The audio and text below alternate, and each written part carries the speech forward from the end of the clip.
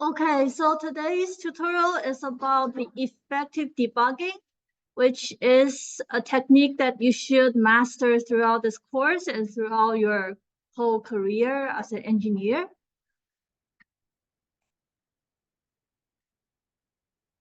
Let's start. So why does debugging matter?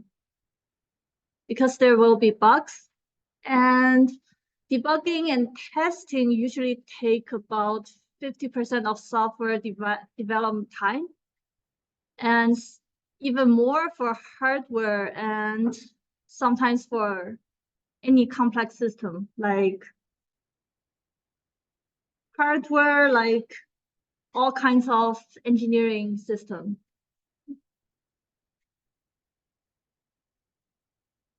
It's a learned skill. You can learn to debug effectively, and if you write enough code, you will naturally know how to debug.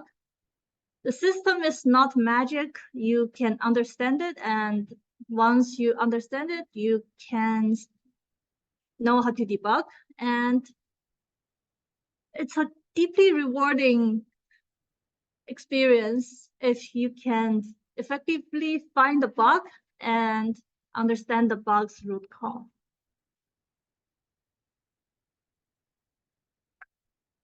And today I will be covering how the systematic approach to debugging. And I'll be doing one demo, and we'll all be doing a team debugging activity.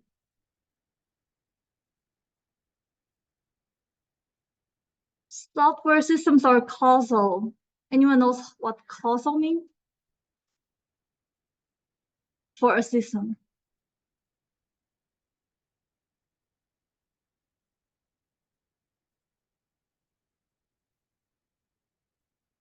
So causal means that the state of the system is affected. It is affected by the state of the system in the previous time.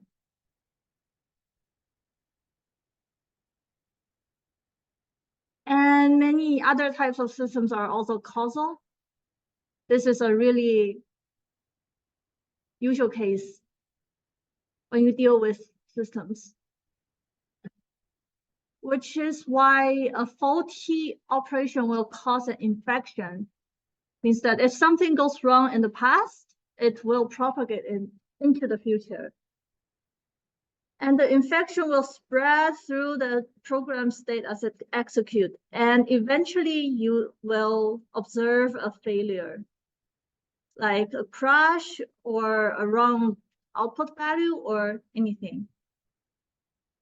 But when the point where you actually observe the failure is not where it actually fails, which is why debugging will help you find the root cause of the bug, which is the infection at the first place.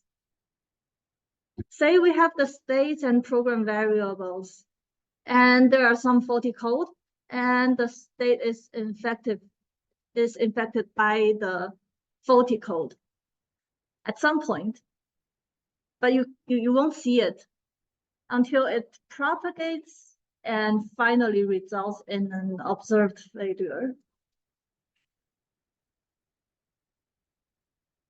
So the mechanism of debugging is similar to how to find a wolf in Alaska with the wolf fence algorithm. So first we place a fence in the middle, and we'll eliminate half of the search space we are looking at. Then we place another fence and eliminate. And another fence, eliminate. Another fence, another fence. Then we'll know that the wolf exists in here after eliminating everything else.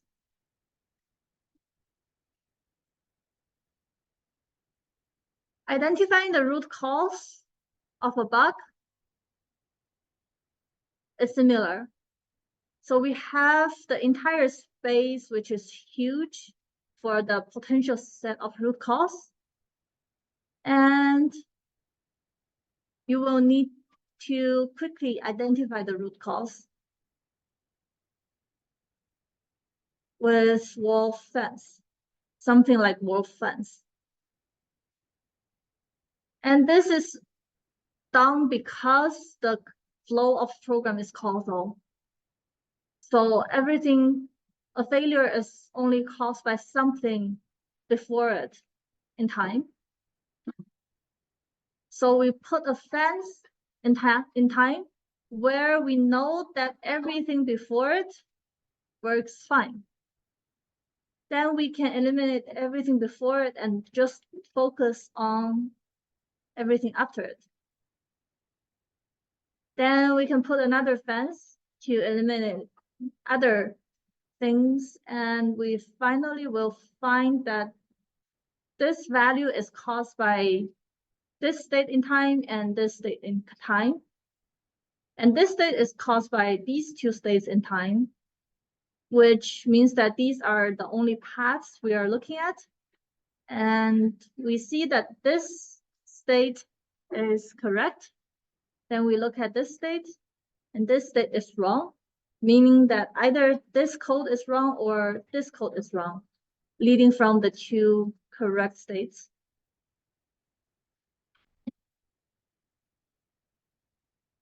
So the scientific method of debugging will then be, we first observe a bug by looking at the program state and invalidate hypothesis. Then we generate the hypothesis from what we observe just to have a guess of what's the potential cause for the observed behavior of the code. Then we predict the exact expected behavior if our hypothesis is correct. Then we experiment and compare with the prediction we just made. Then we observe and enter the same cycle again until we find the root cause. So examples for observe can see from the printout, std out, std error, view from the messages, or we can inspect the variables with debugger. Then we go to the hypothesis where we guess this seg fault is caused by exceeding bounds of this array. And we predict that which variable will exceed this array size at some point. Then we rerun this identical scenario and we see if our hypothesis is correct. If it is correct, then we fix the bug and we continue. Okay. Then I will do a debugging demo on the same function that I talked about last time, the find three segments of intersection. So we intentionally put in a bug to the code and we will find that one. So just recall that we have a nested vector, intersections three segments, which the outer vector will contain inner vectors, and each inner vector will contain the three segment IDs that are connected to the intersection.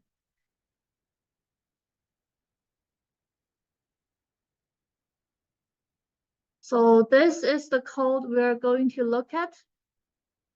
The load intersection street segments function will load in all of the three segment IDs into the nested vector. And the actual function itself will just return the one vector from the nested vector, accessed by the intersection ID.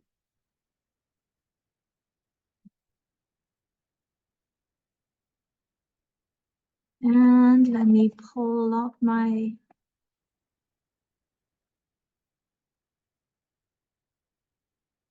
ENC.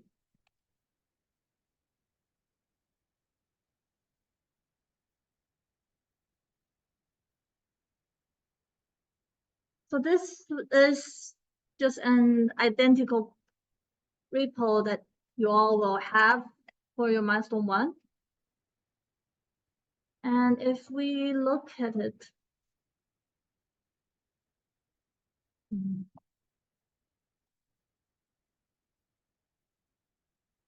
in m1.cpp, we will have a load intersection 3 segments function,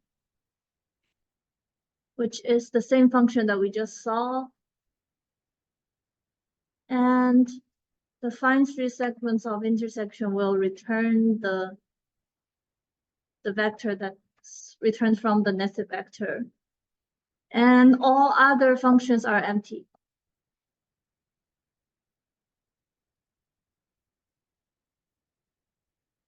Okay. So the first thing,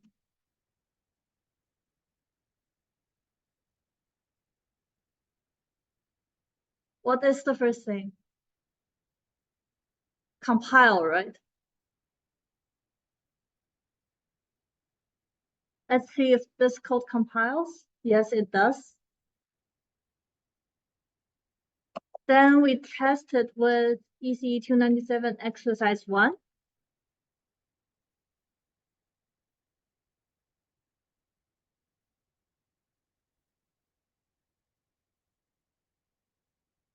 And we will see a lot of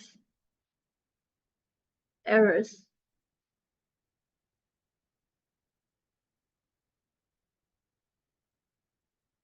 Let's wait for it to finish.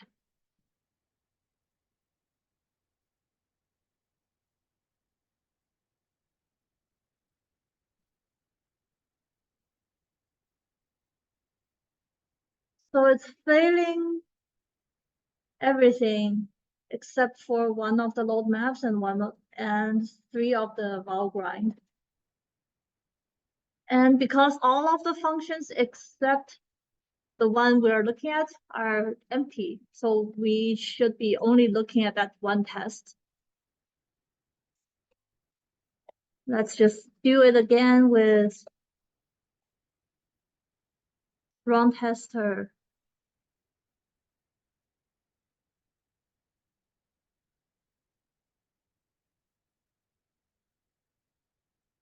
Function.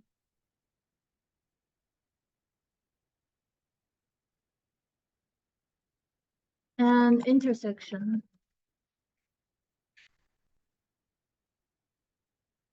So this will just run that one test to save time. And from the error messages, there are find angle between segments, which is not implemented, and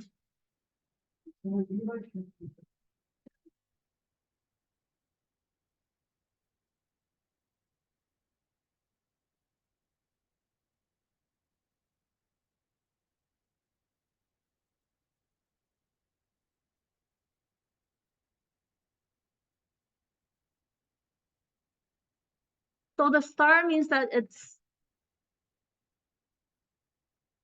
there can be something before it, there can be something in between, and there can be something after. But it has to contain the func and intersection. And these are surrounded by quotes.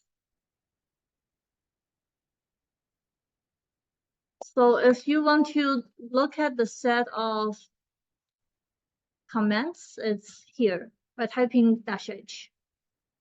There are list testers, run tester, debug tester, and profile. Okay. Any other question?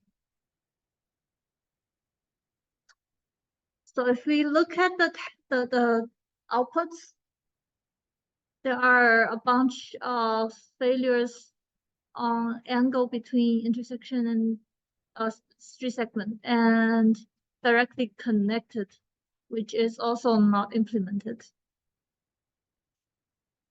So the only one we want to look at is about intersection street segments has crashed.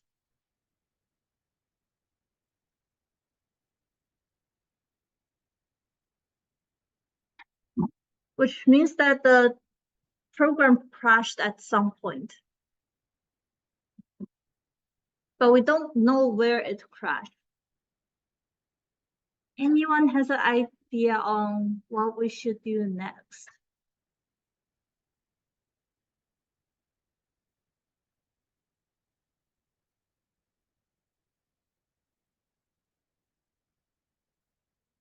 Yeah. Use the debugger.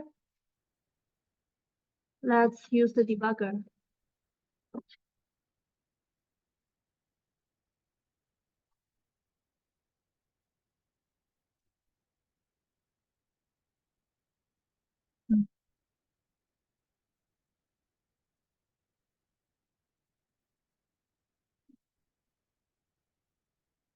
Okay, the font is too large that I can't even go to the make font.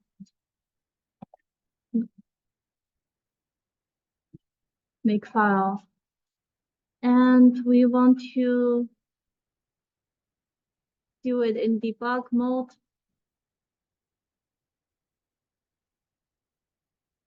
And run the test.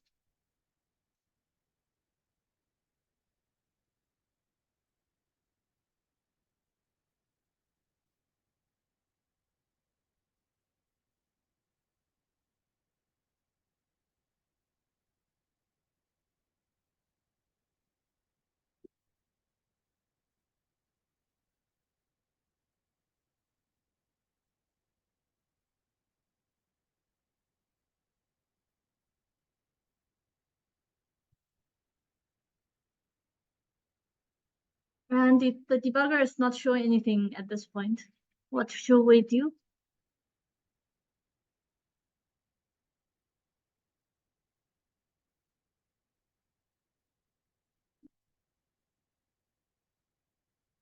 Put a breakpoint at some point. How should we know where the breakpoint is?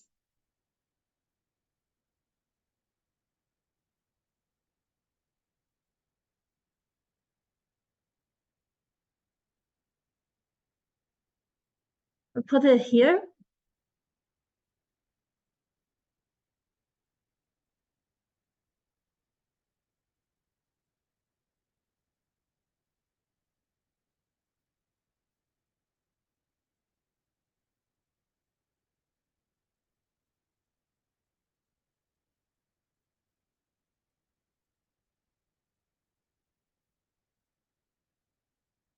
We put it here and it went to the end, which means that this is not the point where caused the failure. And at the point where we should get to this point, the program already crashed. Okay. Let's put one here.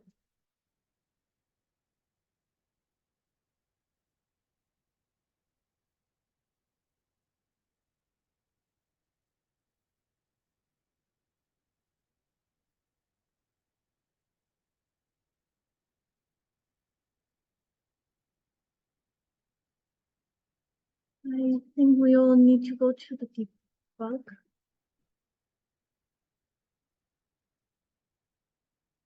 Executable.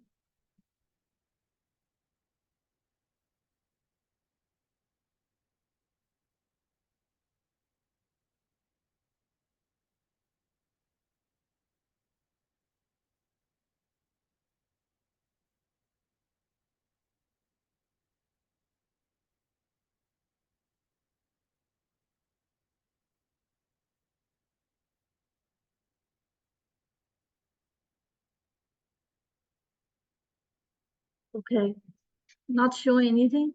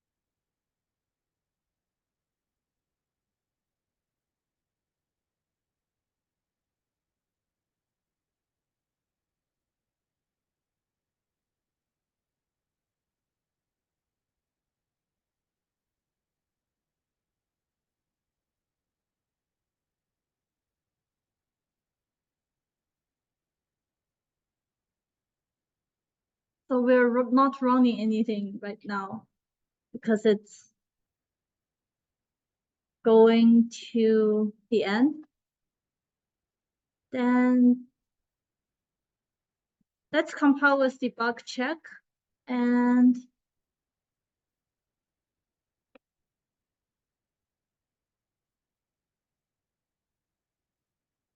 compile with debug check and run the same tester code again.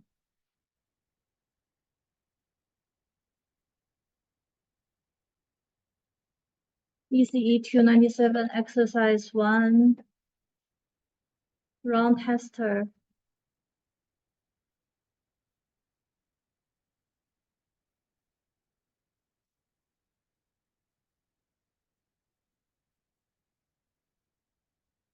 Functionality and interception.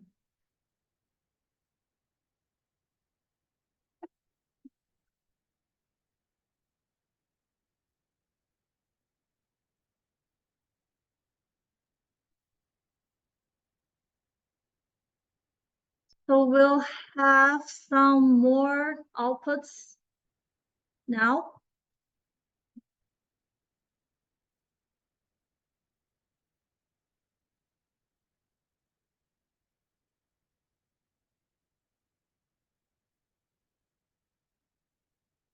We see that there's a vector somewhere that's causing this, and it says in the error that it's a temp2 subscript container with out of bounds index 1.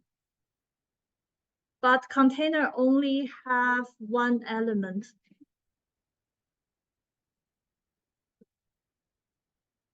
And do we have a call stack here?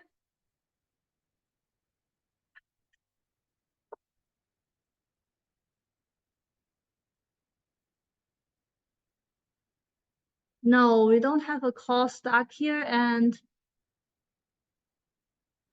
that's the only thing that we have.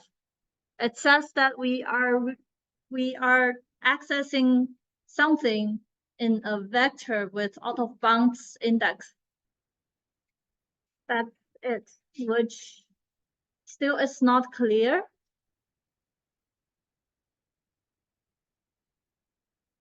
Then let's change our build mode to unit test debug and change the wrong executable to debug test and compile and run. You'll see that we are running the unit test in our own repo. It's not the global unit test that's shared in the entire course. It's our own unit test.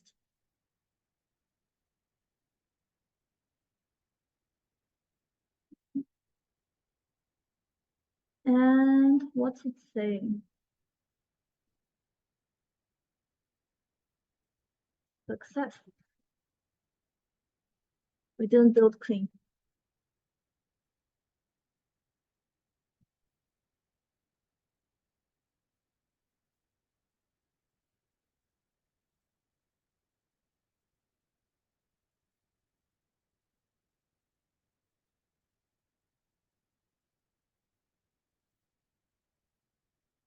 We are outputting to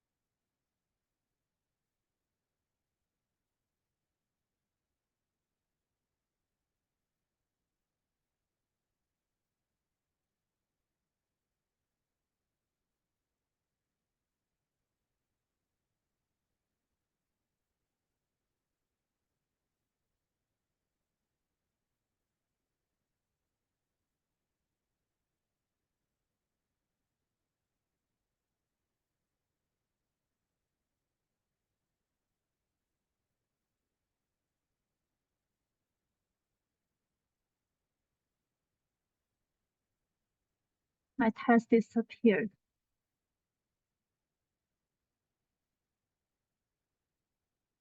Okay, anyways.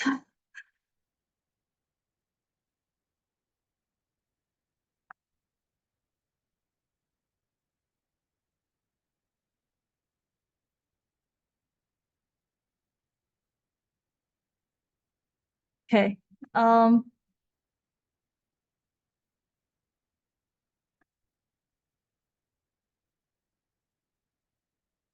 That's why the test disappeared. Yeah, let's go back to the code itself and run the mapper in debug mode.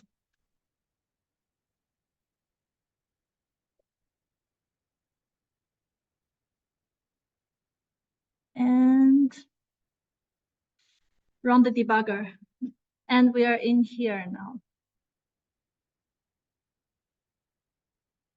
If we just continue, we'll see that the debugger will pause at something in C++ code that's just in C++. And if we go to the debugger and check, we can't see anything from this. But if we observe the call stack,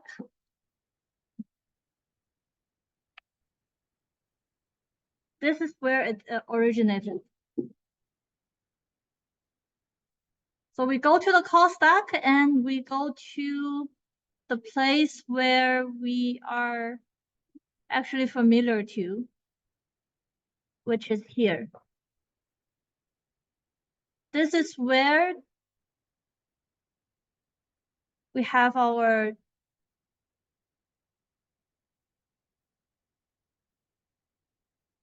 failure.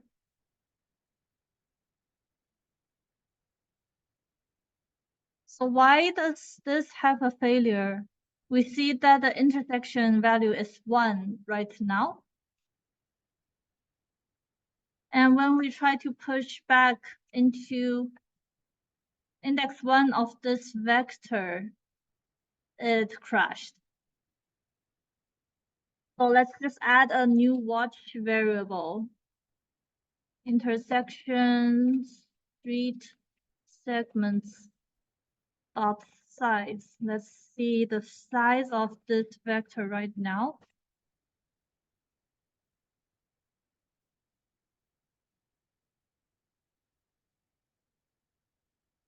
It's 1. That's the problem. And why do we only have a size 1?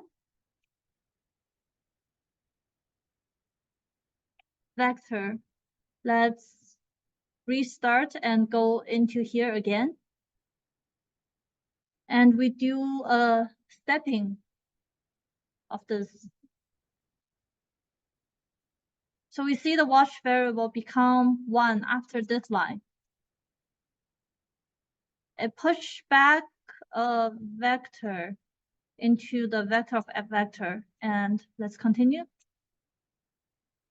We go into the for loop and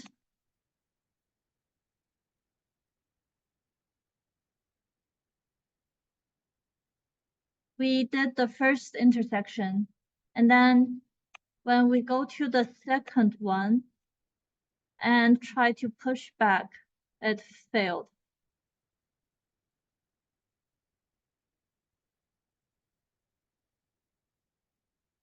So can anyone see where the question is, where the problem is from here?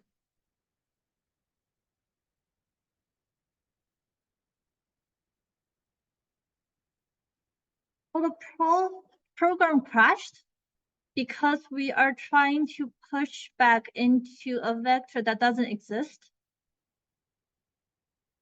Intersection street segments. This is a vector of vector where the outer vector has 1 element. And when we are trying to push back into index 1, it failed. because we only have one element. So anyone knows how to fix this? Yes, resize, and change which one to resize.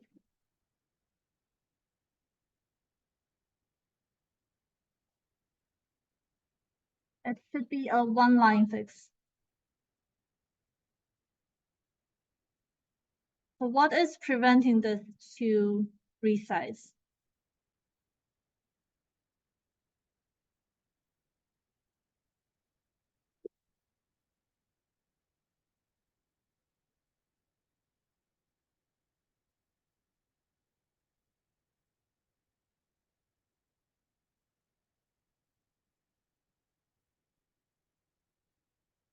Let's step through again.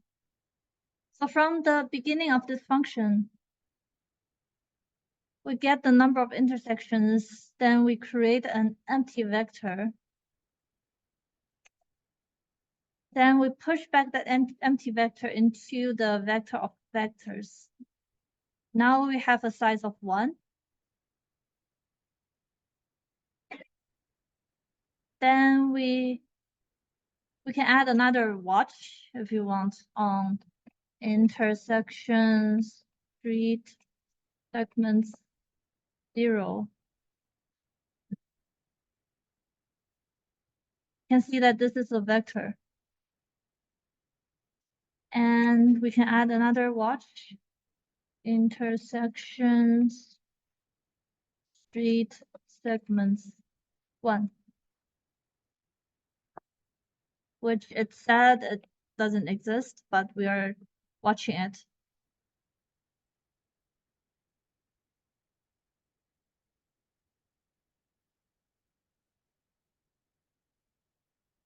Let's continue to go into this. And we have values in it.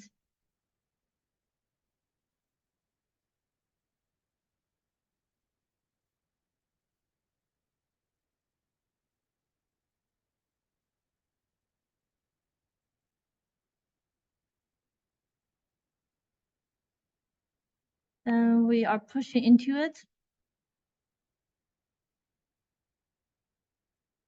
We see the num-sex at intersection is 3 now, and it breaks out. And now we have intersection equals 1. And we go into here, and we try to access the second one.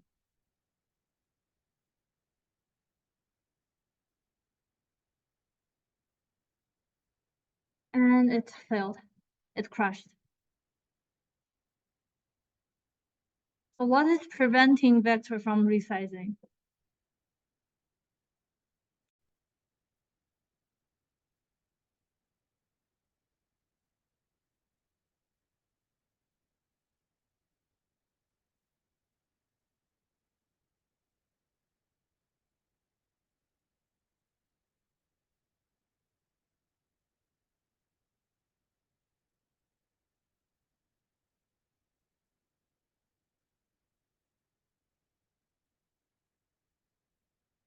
So for some reason, the output, the outer vector of this nested vector is only 1, only has size 1.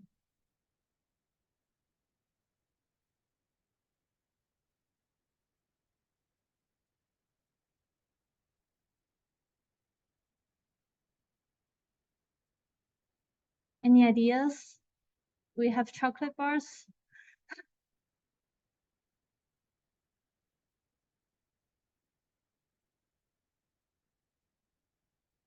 We know we should do resizing, but where should we do the resizing?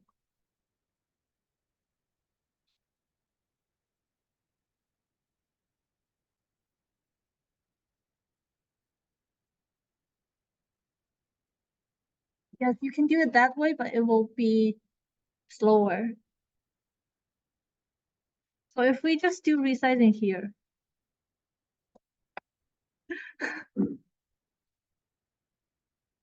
and we resize it to be, stop the debugger, we resize it to be the number of intersections. And we can then remove this line.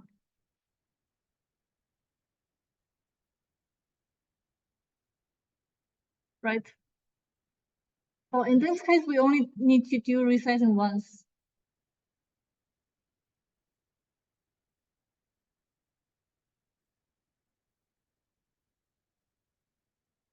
Right?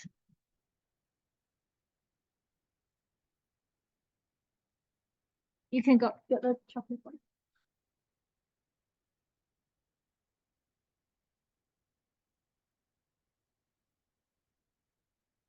Okay. And let's try it again. We do a make.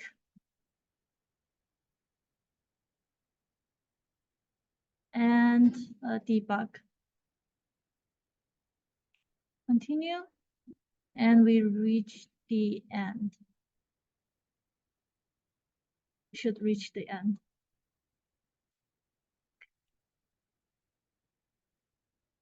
Exit normally. So let's go back to release mode. And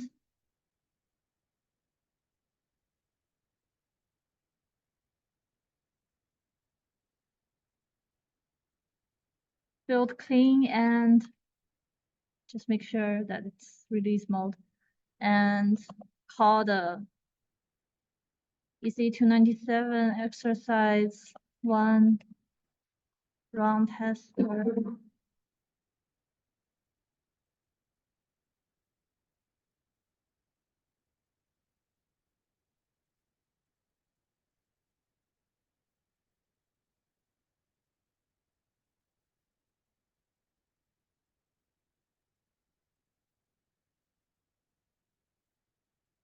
So now we can see we're passing one of the tests in the intersection tests. The other two are just not implemented, so we are disregarding them. And let's also try with the performance.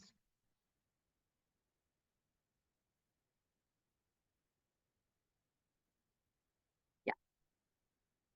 So we found this bug. And I'll show you another way of debugging. So usually you will be able to find the bugs pretty earlier than what I'm demoing, but it's just for the demo purpose. Let's go back to release mode again.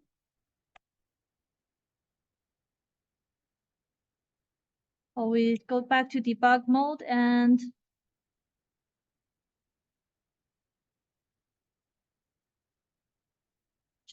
just make sure I make clean. And we do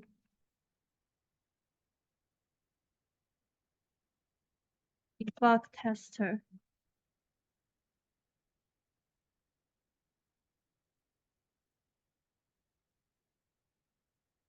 Do the functionality one.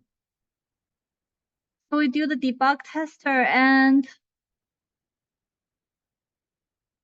copy over the Valgrind command.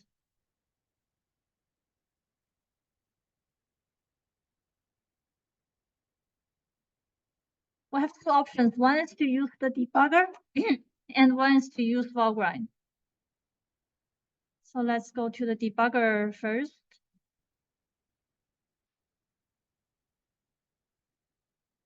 The debugger one should be the easier one. So now we are at the new allocator and same as before, we go into the call stack. and we can see where we are at. And you can do the debugger operation that I did before. So this is the debugger option.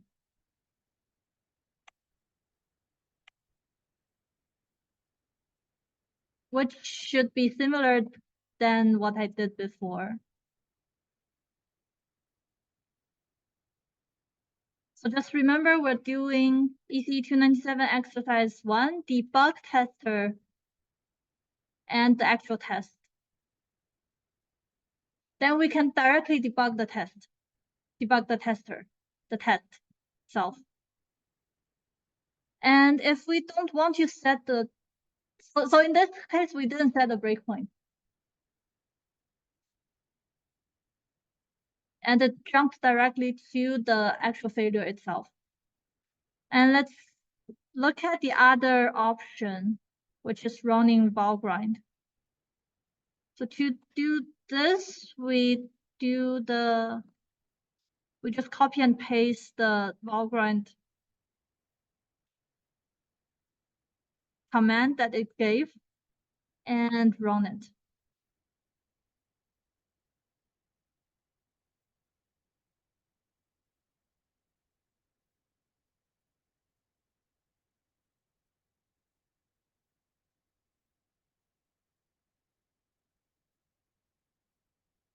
Usually we don't need all of these when we do actual debugging. You should be able to find the bugs pretty early before this, but I'm just showing all of the all of the options that you can do.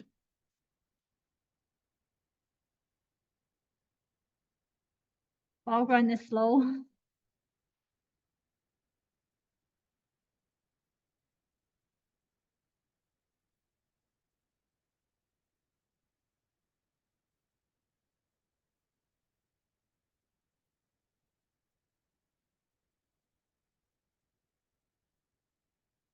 Okay, so it's looking at the memory leak and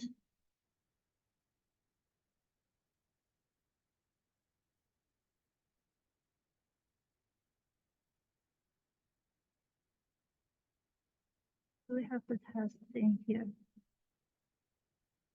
Okay, running this one will bring up the test.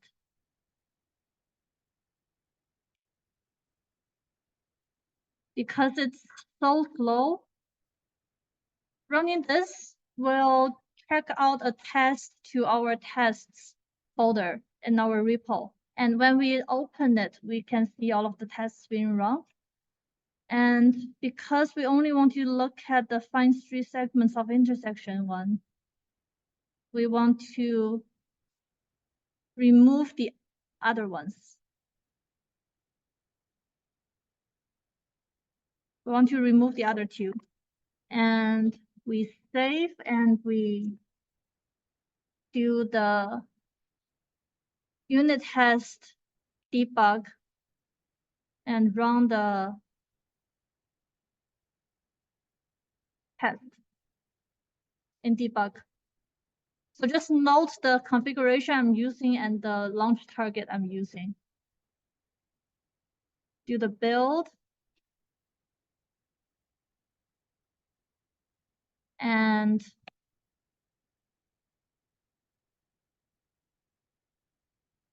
let's run the same Valgrind again.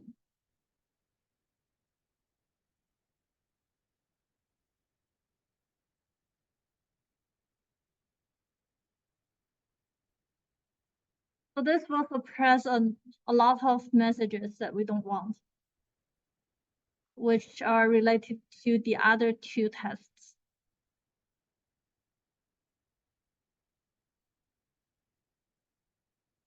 I just want to make sure that all of you understood what I just did for the test.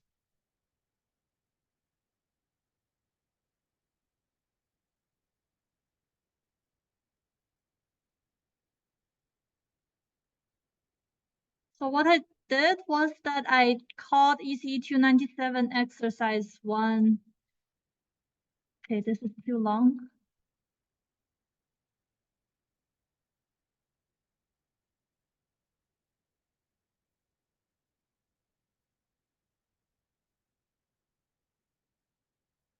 Yeah, let's look at Valgrind output again. So we are seeing invalid write of size 8.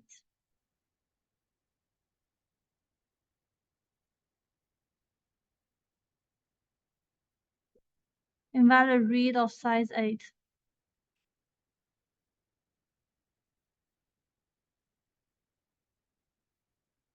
Okay, this is too long. So just repeating what I just did. I ran EC297 exercise 1 debug tester, this test. And after running this, it will show 2 options. And in your repo, you will see that this file appeared in your tests folder. And this file will contain all of the tests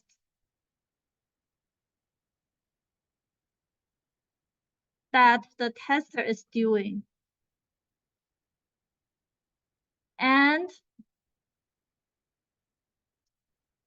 if we want to suppress some of the tests that we don't want to look at, we just remove those tests from the test file. So we are only keeping the one for find 3 segments of intersection.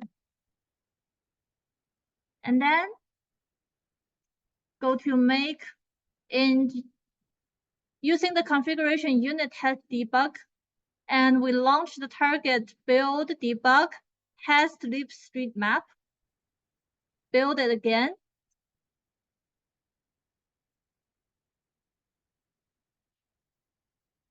And then we can run the Valgrind command that it gave. And I'll output to a log.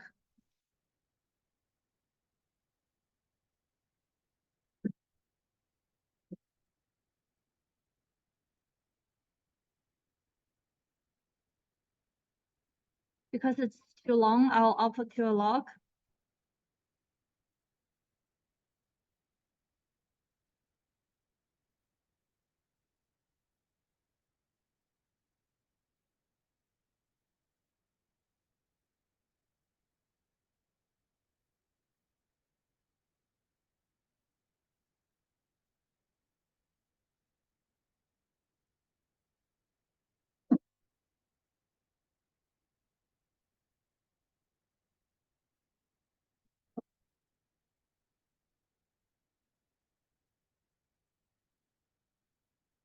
And because you already know what the bug is, I'll not repeat that again, but just from what Valgrind outputs, it will give the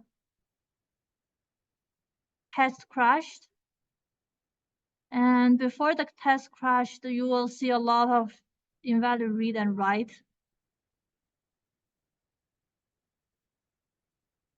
And the first one is in load intersections 3 segments. If you want to scroll to the first one.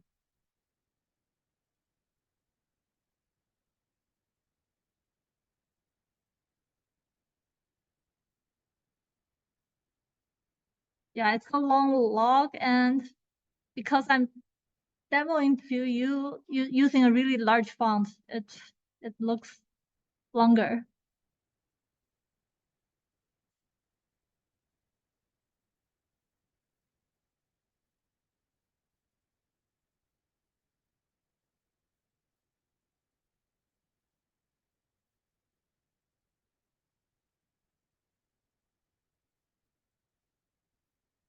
So in the log, it says 1 test failed.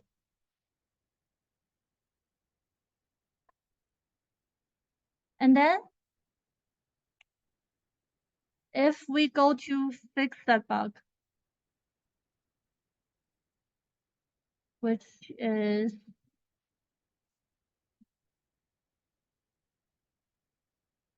here.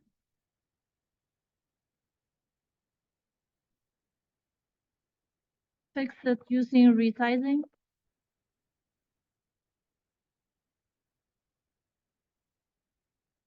And we make and run again. You can see that one test passed. So in this case, we are just running the test locally. We're not running the actual test, but it's the same test with the EC297 exercise. So after this, we can then change back to release and mapper. Make clean. And do the EC297 exercise 1. Tester.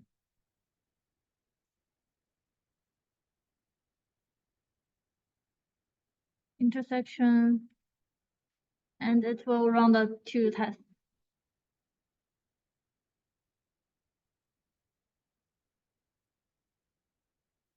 And this file will still exist in your test folder.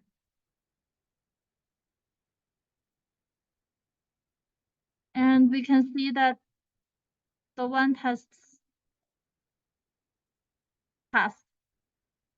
The other ones failed because of not implemented. Any questions for this demo? So I'm pretty much showing you all of the techniques we are using to debug. You can use part of them or all of them to do the actual debugging.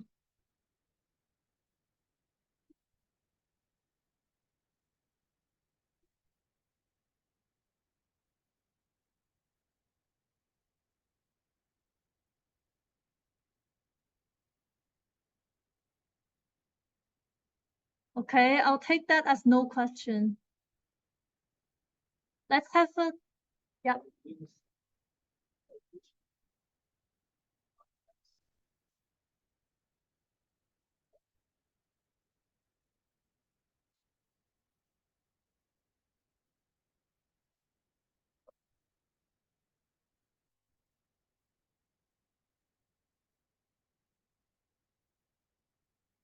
So usually if you find a bug, you will have some kind of sense of where the what the bug is. Like in this case, it is a memory one. So after running the debug check, you will know that it's related to something in the memory, right? And then running this one, EC297 exercise 1 debug tester, and this is pretty useful because it will actually give you the tester code. Yes, it will give you the tester code in tests. And you can find the tester code and see what the tester is trying to do. So it's trying to check so this is in the functionality. So this is trying to check that the expected behavior of whether the expected behavior of this function matches what is actually returned. So you'll see all of the tests being run for intersection in this case. And because we're only focusing on one, so we can remove the other 2 just to simplify the log that we are having. And then we can go to the build and in this case, because we are building the actual tester code, we change the release to unit test release in this case. If you want to build a unit test release, and we go to target is because we're doing the release, we go to the release folders test lib street.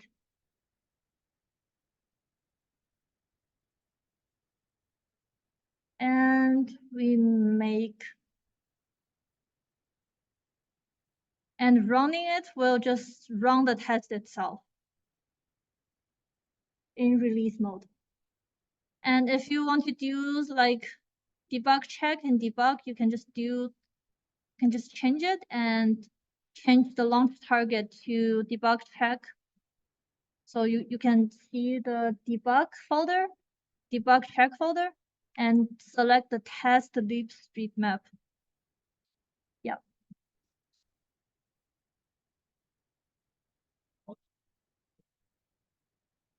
So usually debug check will do what Valgrind do. So you can use them interchangeably, and debug will, so in the debug mode, you can go into the debugger. You can use the debugger in debug mode, and debug check will give you more.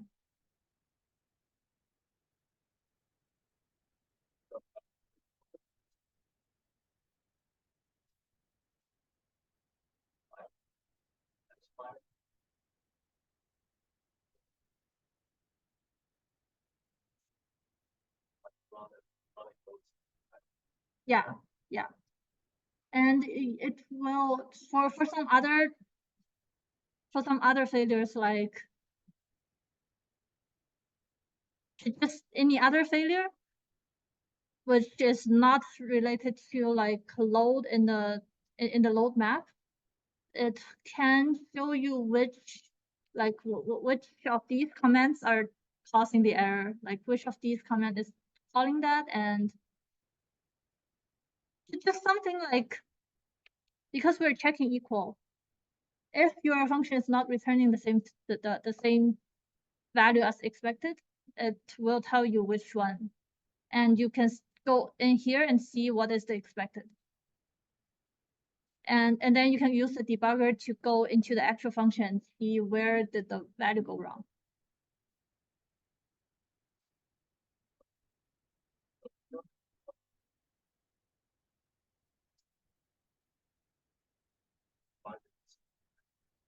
Yeah. Say you have this and you go into the debugger, and the debugger, if your program crashed, the debugger will stop where your program crashed. And if it didn't, you can just go into this function, like this function, and set a breakpoint here and restart the debugger.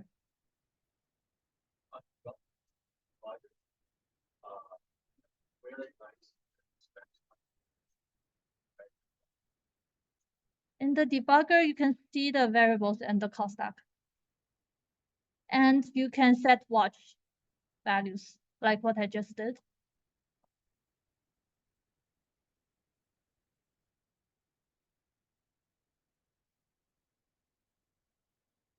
So if this variable exists, it will compute the vector size like this.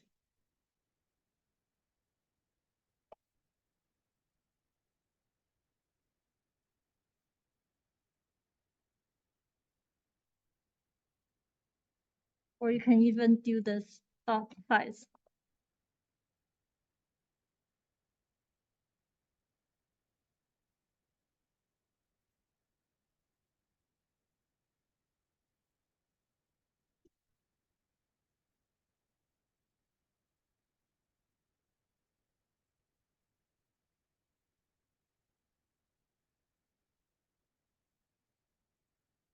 Or another option is to set a breakpoint here.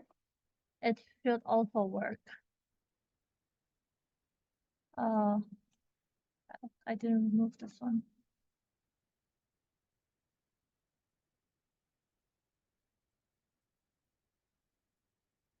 It will jump directly here. And if you do a step into, it will go to here. Yeah. This is just a more useful case. You can see the intersection ID and all the local variables and your watch. Set a watch for your global variable here.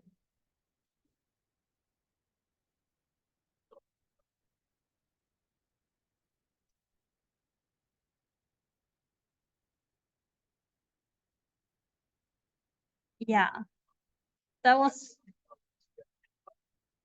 yeah. Yeah, that was why I was so confused at the beginning because I didn't see the test file. Yeah, that's because I didn't run that command. Yeah.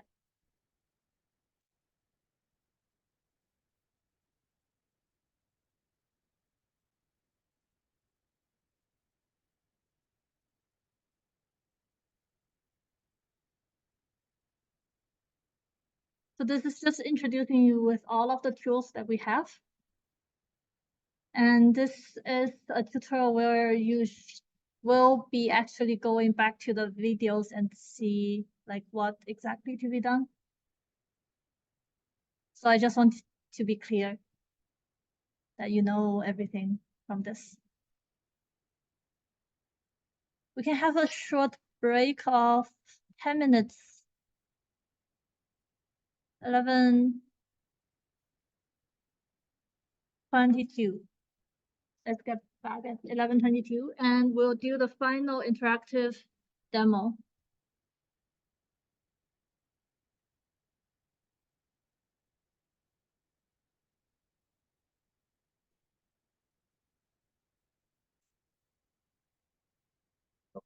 Roadmap, yeah. Yeah.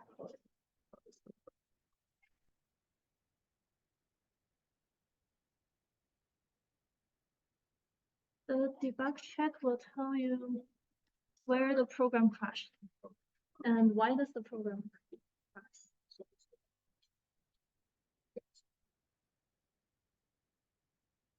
It won't tell you where, but it will tell you that so in this case, it will tell you that it crashed because you're trying to access something out of bounds of a vector, and the vector has size 1.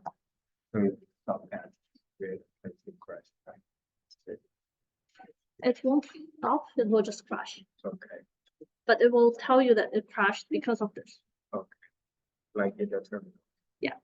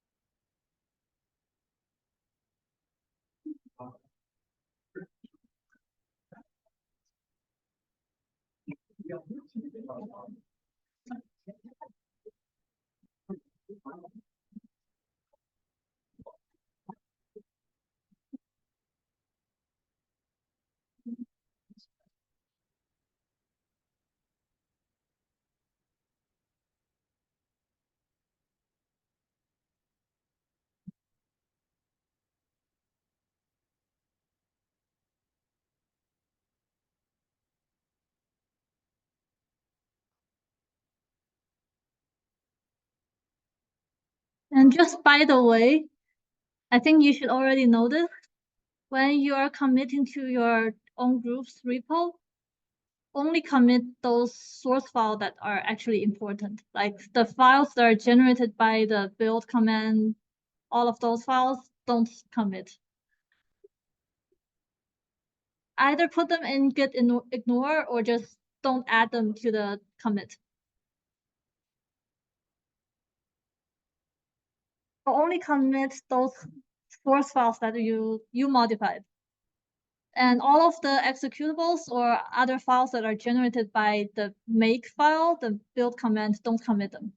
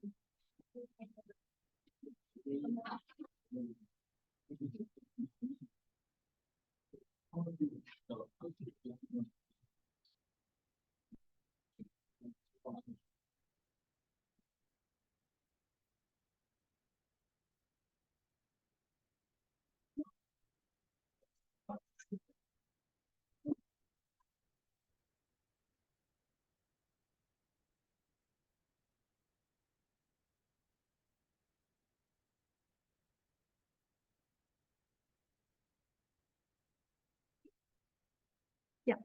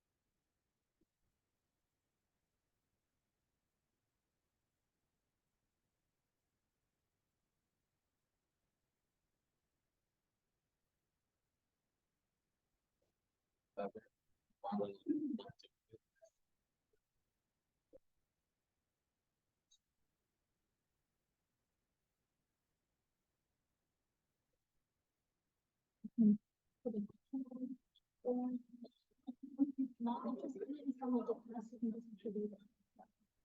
Is there any other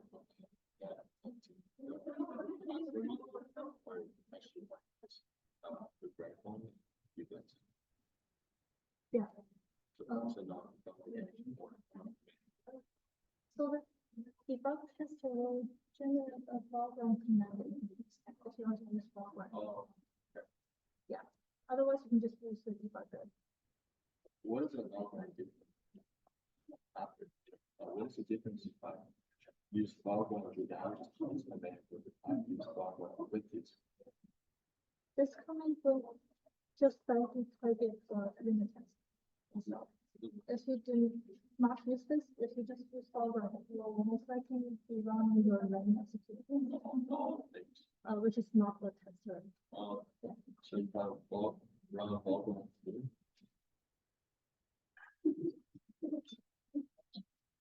I do something like this.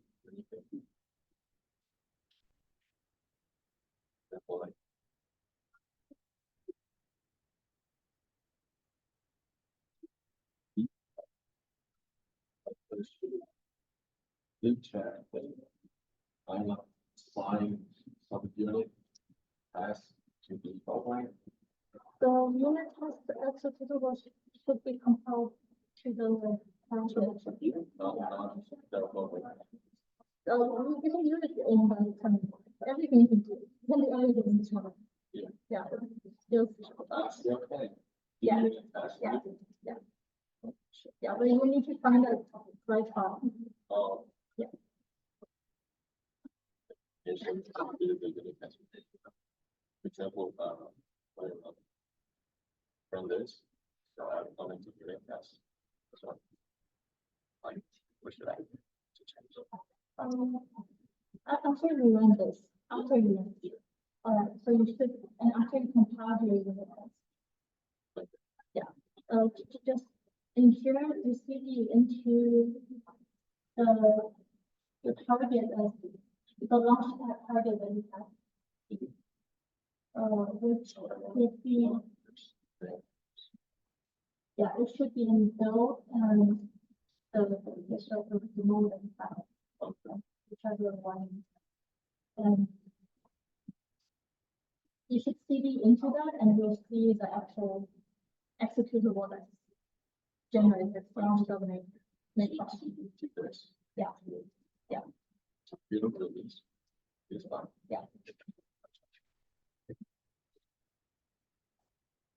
And the unit test is the test of the people. From the tracker is that. It's the other one.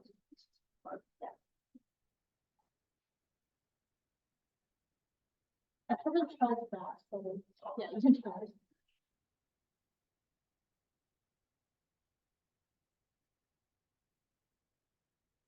Okay, let's get back for the last activity that we have today. So for this activity, we will have a program called argsort,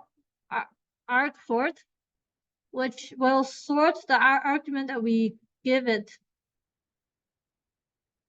It will sort its command line arguments like this. We call argsort and 3 numbers. The output will be the 3 numbers sorted.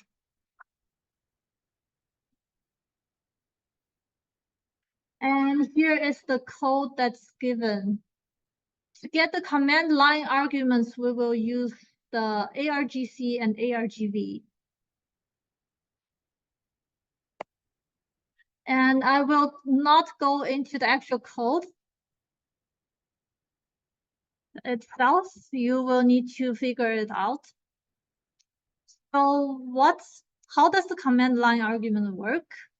argc will give the number of command line arguments where the first argument is always the program name itself. So the argv will look like argsort, then 6, then 1, then 3.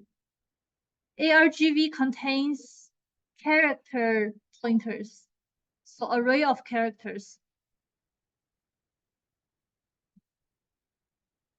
If you look here, it's character pointer and argv and array. So it's an array of character pointers. And it will, these are just 2 examples of the command line and the 2 values that we have. So just remember argc contains the number of command line arguments and argv contains the actual values in them. The first one is always the program name. And let's go split into groups and go to this URL. This is a web-based IDE that can run the debugger. So we can use our debug techniques and try to find the bug in the code.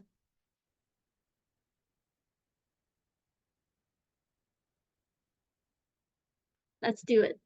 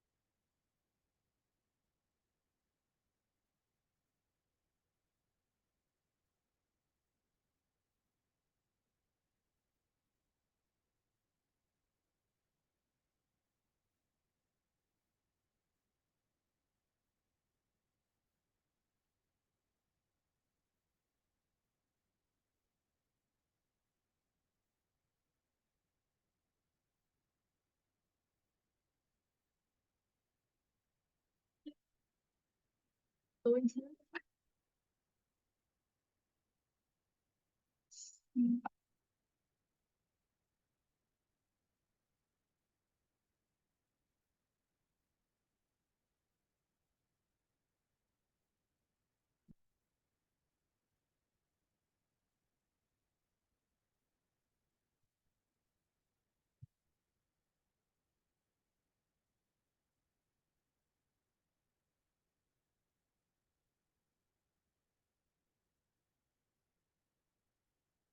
Can you try with this URL?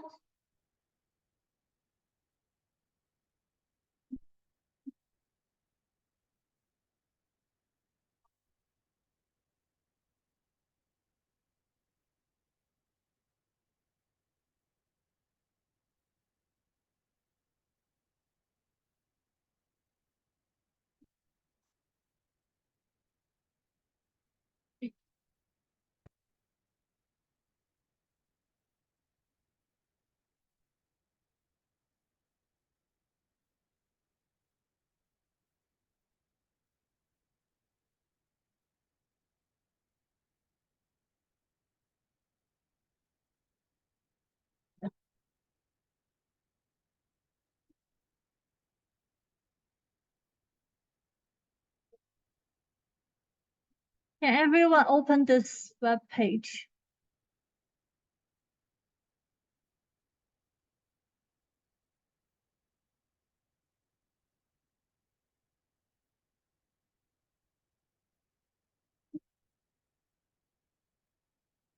So in here, you can just edit the command line arguments and run it.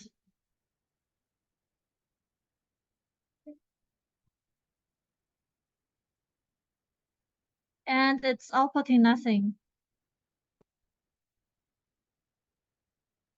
Then you can try debugging.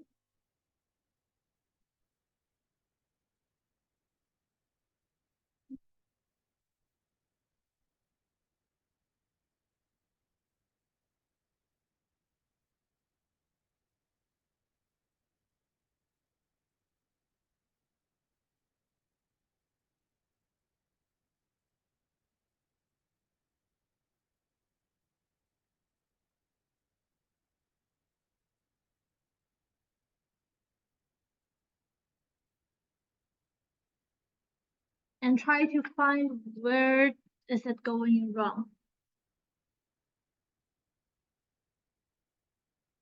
Because it should be outputting the sorted list of all of the arguments.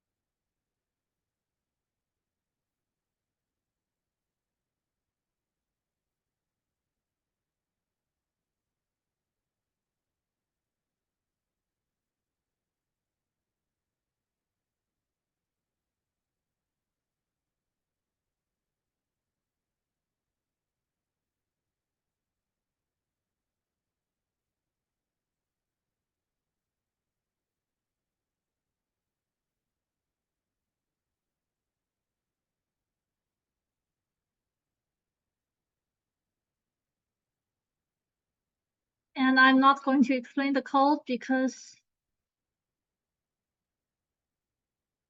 if you get to work or anything afterwards, you will likely be debugging code that you have not written. So you'll need to read others' code and try to find bugs in it.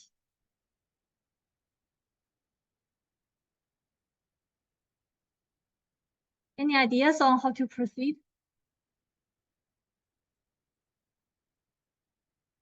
Staring at the code and hoping that you'll find something is the least productive option.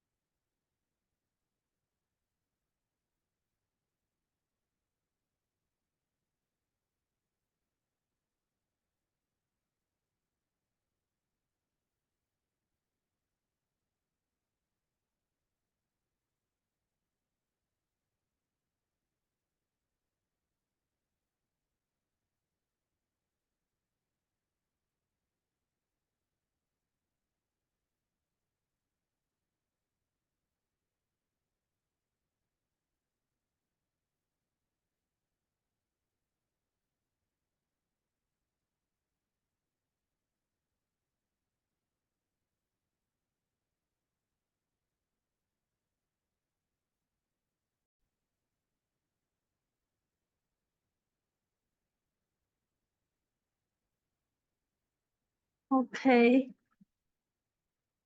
So, did you see anything? Hmm? Vector, shows vector of length 0, passing 0. There's Yeah.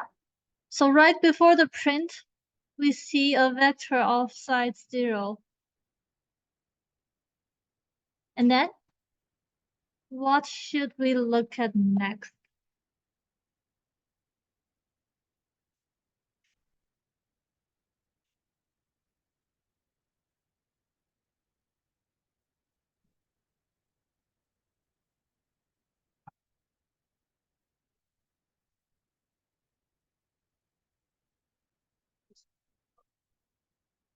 doesn't like do anything with the vector, but it's your shell sort of. Yes. So the shell sort will actually push into the vector vec.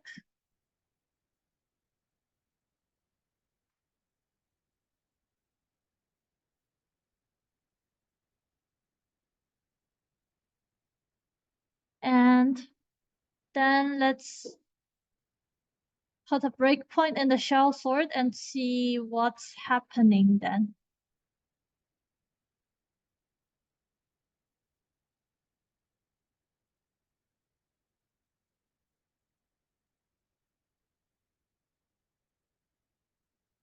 It's actually not putting anything into vec, it's sorting vec.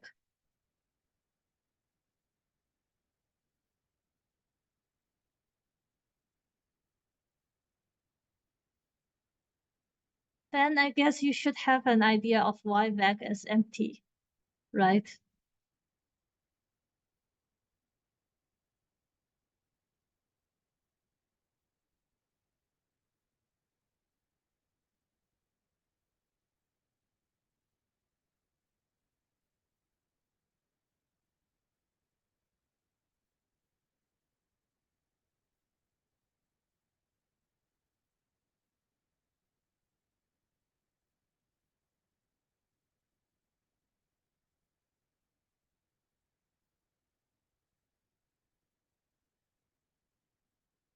Does anyone else have an idea?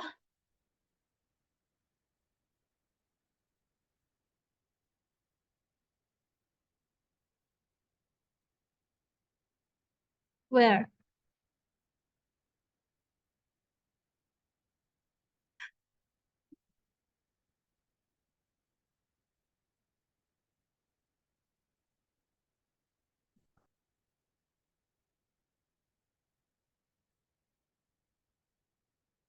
Yeah, so you mean do a vector dot pushback of v, and let's try running it. Yeah, you both can get the chocolate bar.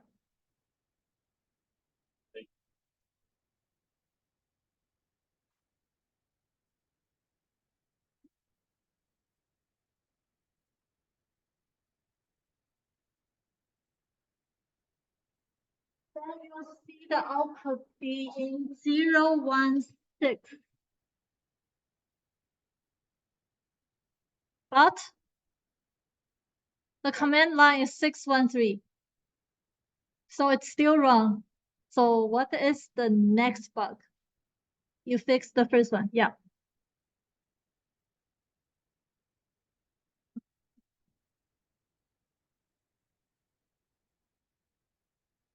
RC -1.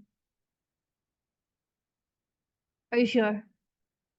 It's at, you're at the right point.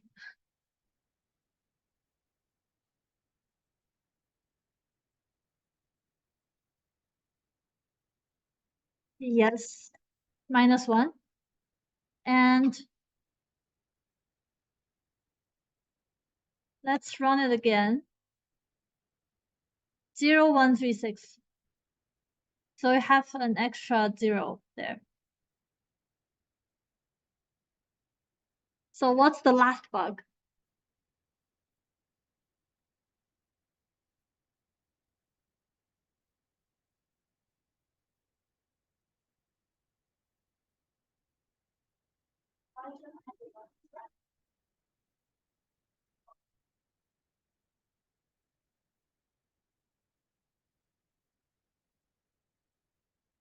You're right, I should be 1 and y.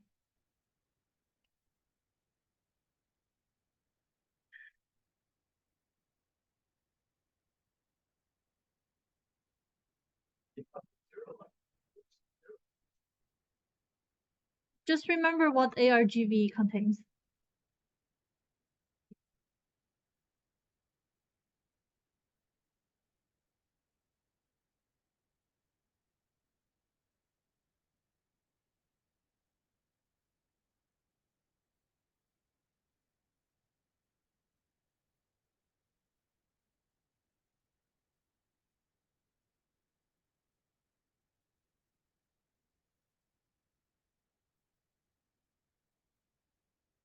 Yeah, because the first entry is the program name. So to get the actual arguments, we start from 1. And let's run it again, and we get the right thing.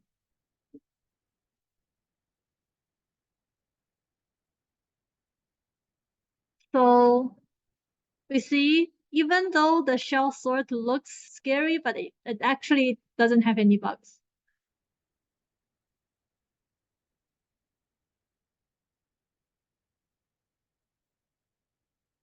Okay.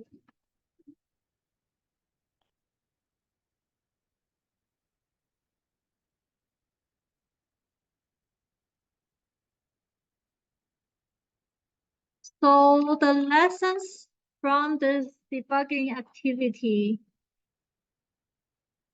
First question, what approaches did you use?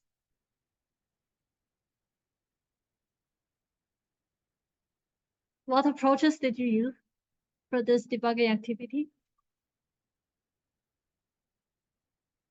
We used the debugger. Right before the print statement, we used the debugger to see if the vector has anything. We see that the vector doesn't have anything. Then we checked where we are pushing back into the vector, and we see that there's nowhere. We're not pushing into the vector at any point, which means that we are missing a pushback. Then after we did the pushback, the answer is still outputting wrong values. Then we see that the for loop is not going to the last entry.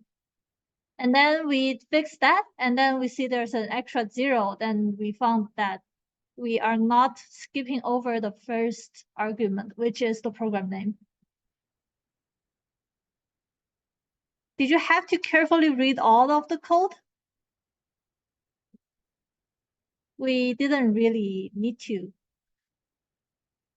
because it's not the most efficient approach. Did you use wolf fence, infection model, hypothesis testing?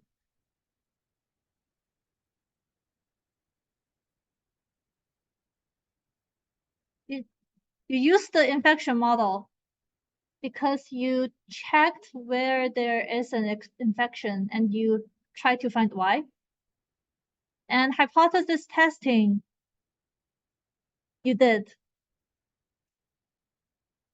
to find out that the index is not looping through the right things.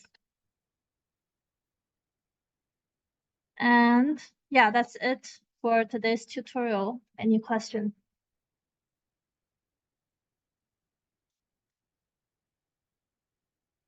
If there are no questions, I'll see you next week.